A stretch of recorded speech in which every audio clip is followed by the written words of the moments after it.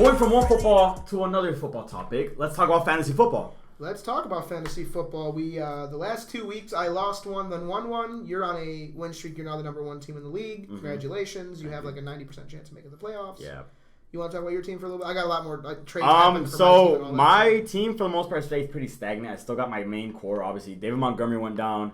George Kittle went down. So I currently have Jared Cook in at tight end, and I have Chase Edmonds and Kareem Hunt, and then obviously I have Chase Claypool in at slot at the flex for now, which isn't bad. Chase Claypool was in there before, and I got a 150-point dub this last week with that team. Chase Edmonds didn't do shit, and neither did Jared Cook, so I'm very hopeful that my team can still keep performing. Wow, I can't even speak today. Yeah, me and you actually play this week, and we both have two of the highest projections in the league. Yeah.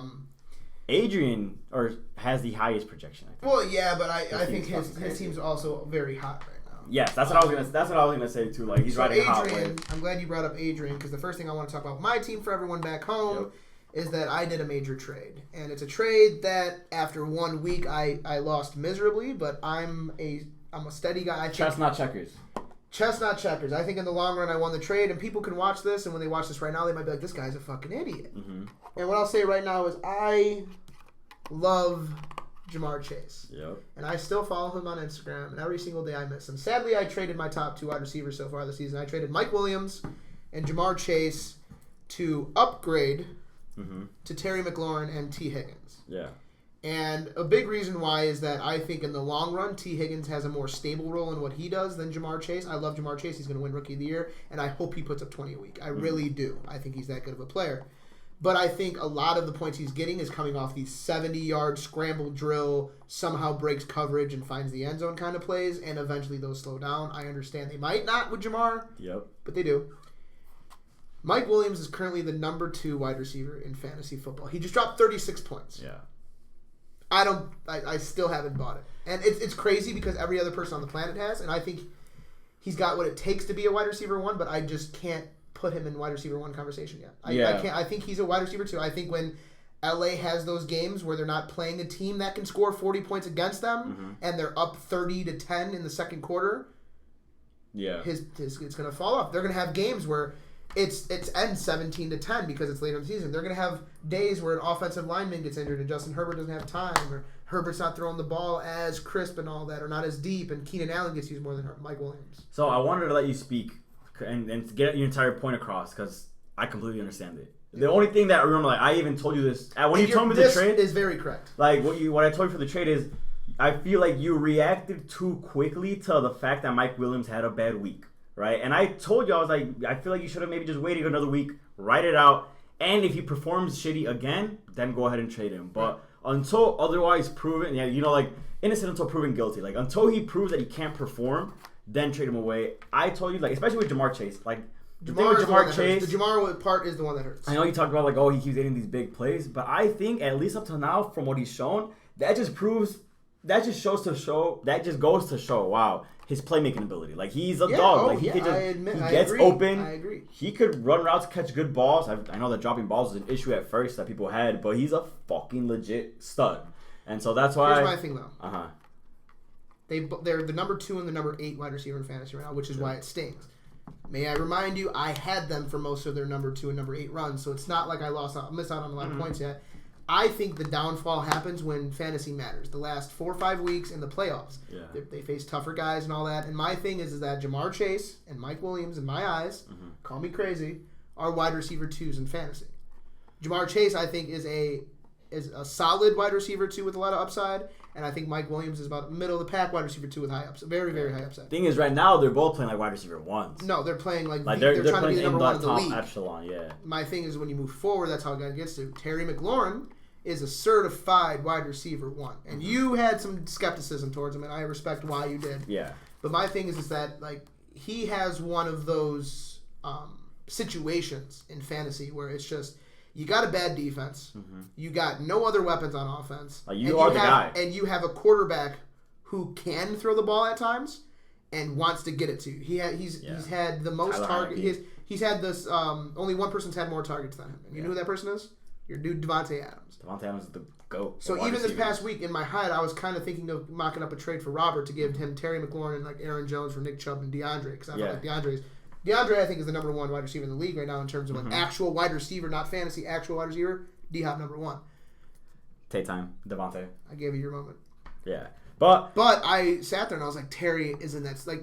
DeAndre Hopkins has 5 other people on that offense who can make 6, 7. They have a loaded offense. James Conner and Kyler Murray's legs. Yeah. You got Christian Kirk, Rondale Moore, AJ Green, your guy Edmonds. Yep. It's like at a certain point, he can't get you more than 20, 25 because that. Like obviously DeAndre's good. I mean, like I said, I think especially with Terry McLaurin, like I know in the past, like I haven't really been a fan of him because he just didn't perform when I had him, and like. But he's performing right now, and like trust me, it stings when T. Higgins got 10.2 and Terry McLaurin got 8.9 or whatever he got, and Mike Williams got 36.5. And but I think Terry McLaurin's gonna be fine. Like I said before, I think the bigger issue of that trade was that if anything, I felt like you didn't get enough value for what you gave up. Like Mike Williams was playing like a top 5 receiver. He's putting up fantasy points like a top 5 receiver. Let me correct myself there. And then Jamar Chase has obviously been riding a hot wave with Joe Burrow. My pain from this trade and the reason why I'm not smiling making the trade, obviously, is because after 1 week I got fleeced like crazy, but that's 1 week. 1 week. That's the thing. The part that hurts is that I'm thinking, and like the reason I made that trade, like you said, I did it too quickly, but the reason I did it was because I was more afraid of Terry McLaurin scoring another 30-point game, Adrian becoming too attached, and I miss out on my chance to actually move Mike Williams. I wasn't worried about Mike Williams' drop-off. I thought he was just fine. I'm like, I just want to move him or get Terry McLaurin. I can't. My problem is that I didn't even think, because the way Adrian, when he proposed it to me, is that he made it seem like he kind of needed both of them, but I didn't even think of taking Jamar Chase off the table, being like, because we also had I gave him Dawson Knox for Jonnu Smith, but I didn't care about that. That was my 3rd string tight end. So I was like, I don't know. I'm sitting here and I'm thinking I should have not done the Jamar T. Higgins switch and should have just tried to push for Mike Williams and Dawson Knox for Jonnu and Terry. So, but I think hurts my heart. Like I said, but the thing is too. So like I said before, too. Like I feel By the way, my bad. Before you finish that, I won. I still dropped 141. Yeah, you dropped 141, and a lot of your team didn't break double digits. I had an off week. Yeah, like a very bad off week. Austin Eckler and Josh Allen didn't, but my team had an off week and I scored 141. So I'm not panicking. Obviously, Miguel Cooper's team. He was undefeated. I gotta give some condolences. He scored like 40 points. Yeah, I don't know, like his team, like, and I talked to him. He had Danny Jones and Saquon in. Yeah, like combined for 2 points before they got hurt. Like, yeah, and Saquon got hurt. That's the thing. He got 0.9 points. You hate to see that. Like when I was playing that, I was like, thank God, because I win now. But I'm like, if I'm him. Yeah, but you gotta you hate to see that every day. You hate to see a big name like that get hurt, right? And then obviously Miguel Cooper, like he just. It was a tough week in fantasy, right? You just have those weeks where your team doesn't do that good, and you know what? So I was less happy with the win, and more happy with the fact that I scored like the 3rd, 140, and your team wasn't at full potential. Speaking of scoring a lot of points, oh my God, the biggest upset of all time. Let me tell you something. I was down week 1 or week 2 all time. I was down all time 20. What was it, 26, 27 points with Aaron Jones left? You were down 22 points. 22 points. And I thought him coming back for me was like the biggest miracle, Monday Night Miracle. Facts.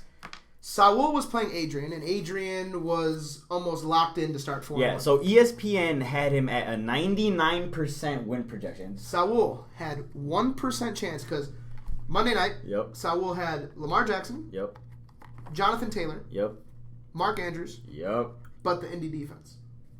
Saul had a 114-point deficit. It was 173 to like 50. Yeah, like he was down by triple digits. He was down by significant It's one of those games where you margin. open up your app and you go, ooh. Yes. Like you see that he has players left, but you're like, oh, that's... And me being like another one of the managers, I look at that and I'm like, oof, damn, like let me swipe away from that. So... if you guys heard those names and looked at your fantasy app and added up all the numbers... And by the way, we're talking about this. He fucking came back. Dude. He needed every Lamar run. Yep. Mark Andrews catch. Yep. He needed overtime. Yep. And here's the crazy part. Obviously, Lamar Jackson scores the overtime game winner. When he threw that touchdown pass, Saul was down by 2 points. Or he was down by like 2.5. Yeah. A touchdown for Lamar Jackson is 4 points. So you think he would win by 1.5. He had the Indy D. So that touchdown took away a point. Yeah. So he literally won by the skin of his teeth. Literally by the couple yards. It was a 0.5. It was like 173.5 to like 174 or something like that.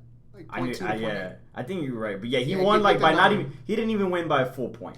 Literally, he like when that Lamar touchdown happened, the scores were the same big number but different decimals. So I thought he might have lost because the defense dropped in points. So Saul won 174.88 to 173.96. Skin of his teeth. Not even a point away. And you know what? That is. I know the group chat was blowing up. I was like, holy shit! That never seen before. 99. You have a 99% chance to win and you lose.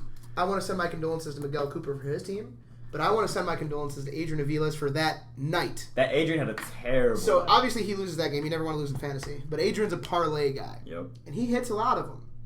He had put like $25 to win $1,500 on 2 different parlays. One of them was the Colts spread plus 7.5, and one of them was Baltimore money line. So he hit on both of those. Everything else hit, all the yardages, touchdowns. The only thing he had was Carson Wentz getting 7 rushing yards on both of them. Yep. Carson Wentz ended with 6. So he was 1 point away from a fantasy win and 1 rushing yard away from hitting from parlay. $1,500. Yeah, that's crazy. Like I know he was fighting demons in. Like he was just like, fuck. He was like, nobody talked to me. Like, that's tough. And my condolences do go for Adrian for that Monday night. My condolences to Adrian and my condolences to the segment because we are reaching the end of it. And we will get to our quick final one for the week. Yes, sir. Welcome back. And we shall be back. Go Bills Mafia Dons. Fuck Futures Double Cup. We'll see what happens.